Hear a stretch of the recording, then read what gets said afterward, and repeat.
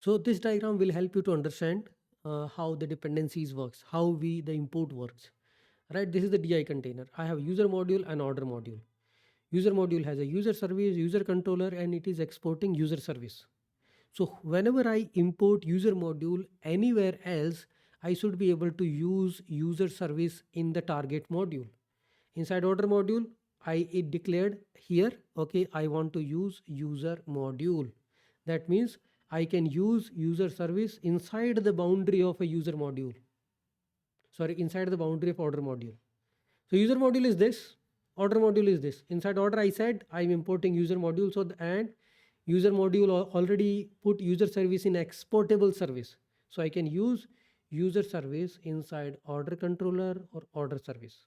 You can see inside order controller, I am injecting user service. How can this be possible?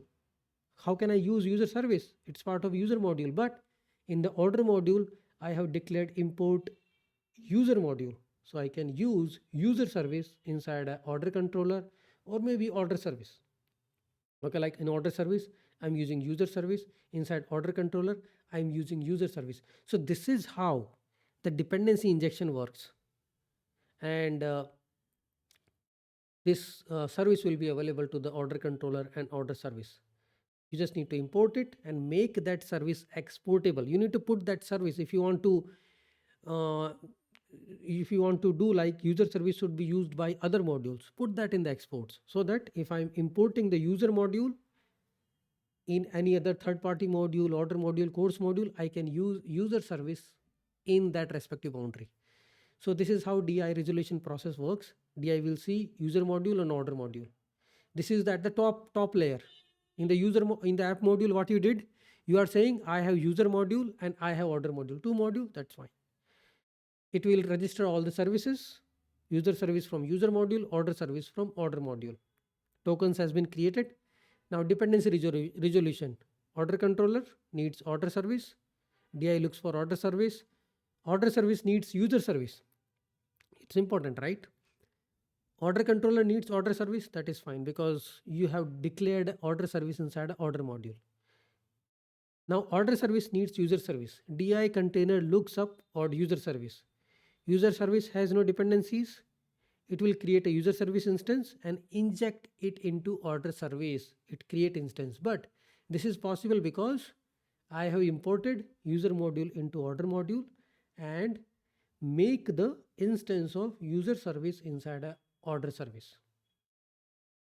So this is a simple code example is this is a user module, user controller, user service, user service. Okay, I have a simple user service, user controller, order module. I have imported user module inside order module. Now this user service is available inside a order service. You can see I can inject a user service. This is a dependency injection.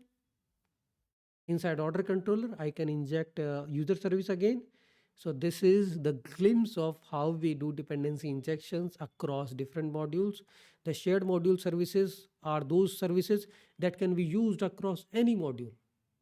So user service is something which is common. It can be used while creating order, creating course, creating blog. You can inject that anywhere, right? This is what your app module, which is registering both user module and order module. And this is the provider scope. These scopes are a little advanced thing. We will cover in upcoming videos. For now, let's take a look on to two module simple POC example, and then we will go forward.